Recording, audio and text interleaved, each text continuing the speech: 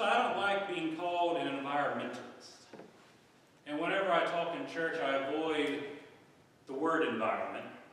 And I absolutely 100% will never, from that pulpit, utter the words climate change.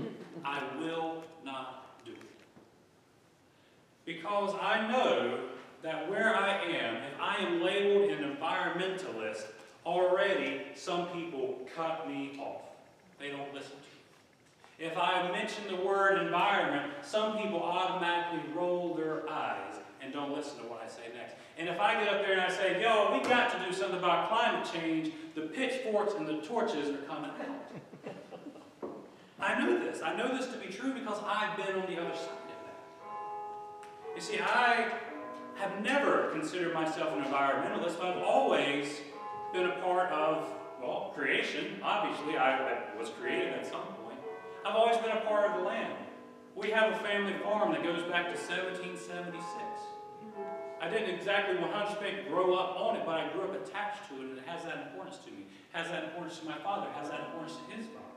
And I remember as a kid walking those fields with my father and my grandfather. I remember as a kid one time we sold the timber off the land, and my grandfather saying to the family, we're selling this timber, and if it takes every penny we make from selling this timber, we're replanting it because we need these trees. And so I never considered myself an environmentalist, but I always considered myself invested in the environment, invested in creation. But I think that the reason that I was on the other side of it, I think the reason that I rolled my eyes and grabbed my own torch and pitchfork is because I've been trained, as so many of us are trained by the culture, to see myself as affiliated with a side. Right? And usually those sides, let's be honest, usually those sides are political. And so if I'm on this side and you are on that side, that means you are wrong. Doesn't matter what you're talking about. You're on that side, you're wrong. And that side has their words, and this side has our words. And as long as I'm using our words, everything's fine. You know, as soon as you start using your words, you're wrong. Now, this is a mentality that has invaded my life. It's a mentality that has invaded our culture. It's a mentality that has invaded our Facebook and our TV screens and our radio shows. It's a mentality that has invaded our churches. And I think that's one of the main reasons why we don't hear about creation care from the pulpit. Is because there's folks like me that know as soon as I start talking about it, they're running me out of here. Some of them are. What changed for me was Norman Worship. Pat has already brought his name out. I was in seminary. I was taking a Christian ethics class, and we had to sign up for a topic. And the sign-up sheet came around to me. I was next to last, and there were 2 topics left. Sexual ethics or ecology. Going with ecology. Going with ecology. And so I signed up for it thinking, all right, so I'm going to go in here, I'm going to hear this presentation, I'm going to read this book by those Birkenstock-wearing hippie tree lovers. And I already know what they're going to say. And it's not wrong, it's just pointless. Stupid. They don't know anything. I grew up on the farm. I've worked with the farm. I've worked with the animals. I hunt. I fish. I know about creation. Those guys, they don't know nothing. And so I go in there with that mentality, and Dr. Wordsworth gets up, and first of all, he's kind of a short guy. He's Canadian, so he's got that happy little Canadian accent. He's very unassuming. He's not wearing Birkenstocks. As far as I know, he's not wearing anything made out of him. And he starts talking about tomatoes. Dang, this isn't ecology. This is my backyard. And it turns out that he grew up on a farm too. And I think that that's really key to understanding how we talk about this in church. Is when we drop those political words, when we drop that language, and we start talking about the things that impact you and me. Like I said earlier, most of my writing, my teaching is on the intersection of food and faith and farming, because we all eat, right? Everybody eats. And so that's common ground for us. And so that's the first piece of advice I have, If you're going to talk about taking care of creation, if you're going to talk about the environment, even if you're going to talk about climate change without talking about climate change, ground it in what we have in common. And what do we have in common as Christians? Our belief in God our Creator, Jesus Christ our Redeemer, the Holy Spirit our Sustainer. Right? And so whenever I talk about this in church, when I teach about this in church, whenever I write about this from a Christian perspective, that is where I start.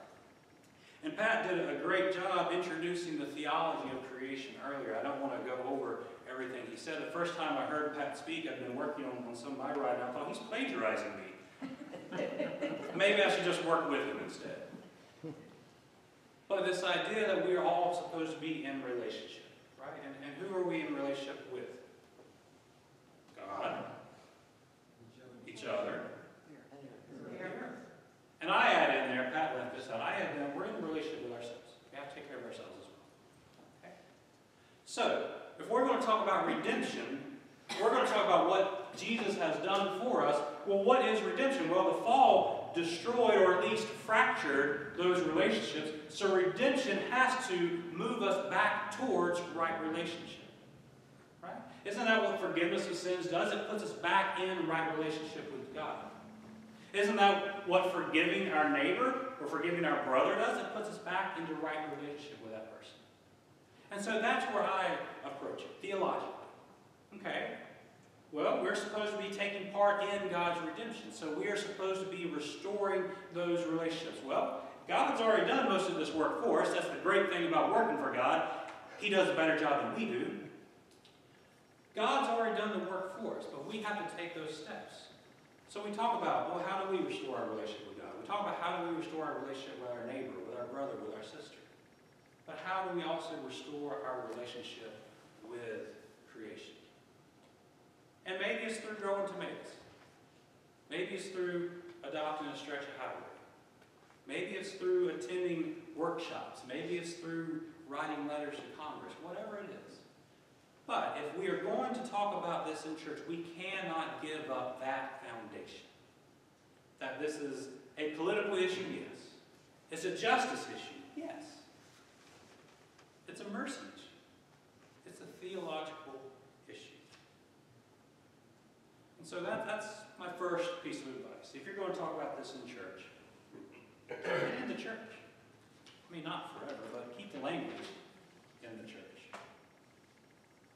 Now, earlier I mentioned the words that I avoid and the responses I expect from those words. Words like environmentalist and recreation care.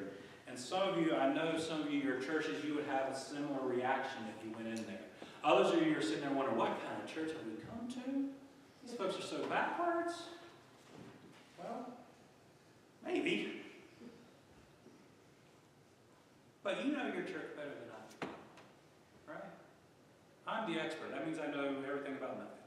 You're the one that knows your church. And so you know, if you are in a church where these words are going to elicit a negative reaction, then avoid using these words. If you are in a church where these are going to be a rallying cry and people are going to get behind it, then use those words. Okay? That's my next piece of advice. Know your context. You're the one in. Know your context and avoid those words that are going to set people off. Is it possible to talk about climate change without talking about climate change? Yep, I've done it. And I promise you, if I can do it, you can do it. Two phrases, no matter where you are, that you absolutely have to avoid when talking about this or any issue. Absolutely 100% avoid everybody knows and everybody agrees.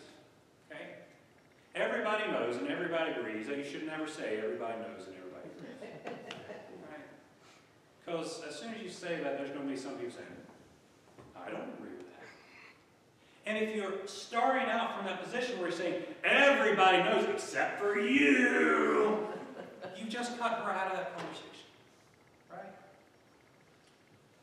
Another thing to keep in mind, too, as we talk about theological terms, you got to be able to back up what you're saying and explain some of what you mean. Some things that we take for granted that everybody knows and everybody agrees. Right? I've had the blurb for this workshop in my bulletin for a few months now. I've been on the Creation Care team for a few months now. A couple weeks ago, one of my lay members got up here, stood right here to make the announcements, and she's reading through and she says, and in 2 weeks we're going to have a Creation Matters workshop sponsored by the Creation Care team, whatever that is. I failed to explain myself. I hadn't said what it is that we're doing. What is a Creation Care team? Y'all know, but do people at your church? You might have to explain it to them. And that's my next tip. Make those connections for people. Okay? You are the experts now. It's y'all. Congratulations, you graduated. You are the experts now. Y'all will be the ones to teach this. As I said earlier, we can't rely on our pastors because so often the pastors, we are the gatekeepers of the church. And if it's important to me, I'm going to talk about it, and therefore the church will talk about it. If it's not important to me, I'm going to ignore it, and therefore the church will ignore it. Well, your pastor can only avoid you and ignore you for so long, I promise you. We get run down and worn out, and we'll eventually give in. If y'all want these conversations to happen in your congregation, if you want them to happen in your community, if you want them to happen in your denomination, y'all got to be the ones to do it. Okay? If you want change to happen, you have to be the one to start the change. And that means not only talking about it, but doing something about it. I'm a very practical person. I like to see things actually happen before I invest myself in whatever it is you're working on. Right? And there's creative ways to do that.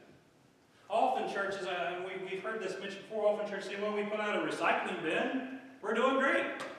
If we want to take it to the next step, well, we switch from styrofoam plates to paper plates, and those are steps in the right direction. But what would it take to get that next step taken? I know two people when I was in seminary, they had a summer placement at a church, and they were talking about creation care and stewardship, and they said, you know what, I wonder, when we throw these coffee cups out, where do they go? And so they tracked it. They literally tracked their trash. Where do these coffee cups end up? They're styrofoam. We know that they don't end up biodegrading. Where do they end up? And so they researched it. And they're at this little church in North Carolina. And they track it down, and then they go back before the board. And they say, we just want y'all to know that all of these coffee cups that we're throwing out is ending up in this neighborhood in Virginia. This is the neighborhood. Here's a picture. Oh, that's a powerful thing. It's one thing to say, oh, yeah, we shouldn't throw away trash. It's another to say, when we throw out our trash, this is whose yard it ends up in. We talked earlier about litter and picking up litter.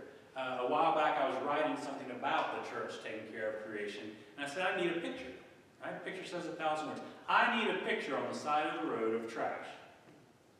You know where I went to find the picture on the side of the road? Right out there. Right out there. This is the litter that's in our yard. Right? This is something that is relevant to everyday life for us. So make that connection with folks. Show them how it's relevant. Next tip. Plug into what's already going on. Some of y'all have covered this already. But every church out there has some ministries. One of you mentioned Boy Scouts earlier. Well, I was never a Boy Scout, but I know that the Boy Scouts are at least supposed to go outside. It's a great group to talk to, right? Some of you have men's groups that go on fishing trips. Well, hey, guess what? If you're going fishing, you're going out to creation and you're using it. Let's talk about it there. Plug into what's already going on. If you've got a flower bed in your church, or if you have a church garden, and if you don't, you should. If you have any kind of plant growth, talk about, well, how can we use this plant growth to benefit the bumblebees, the honeybees, and the butterflies?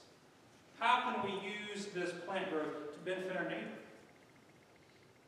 What if instead of dumping all these chemicals on our lawn so we'll have nice green grass for the people, what if we actually used this space to benefit other people? Every church I've ever been a part of has wanted to talk about budgets and how to reduce the budget. Here's an idea. Lower your thermostat. I saw some of y'all this morning sitting there. I'm sorry. Kill two birds with one stone right there. You're using less energy, you're saving on money. Switch to reusable plates and bowls and cups. You're not going to spend any more money on styrofoam and paper and all that. And that brings me to the final point that I want to make. Is whatever decision you do, whatever direction you lead your church in, you have to be committed to action. And that's it.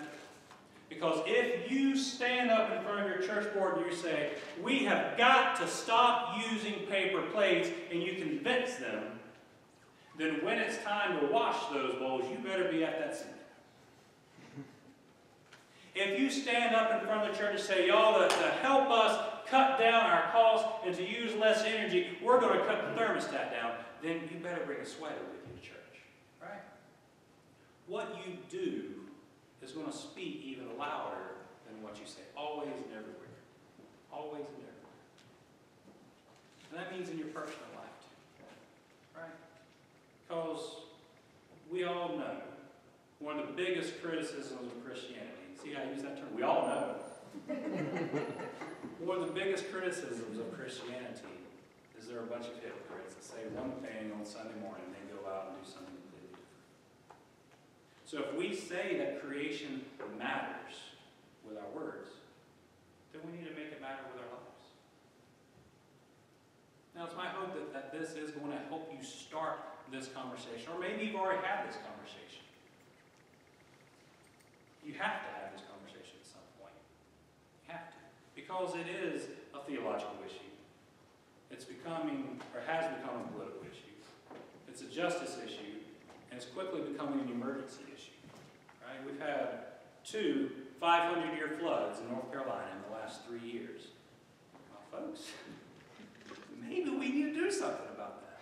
My wife drove to Greensboro today for another workshop, actually. Took the kids with her. She texted me, there are still trees underwater between here and Greensboro because even since the flooding and the hurricanes, what's it been doing? It's been raining nonstop, right? So I want to hear from you. How can we on the Creation Care team, how can we in this room, how can we help you to have this conversation?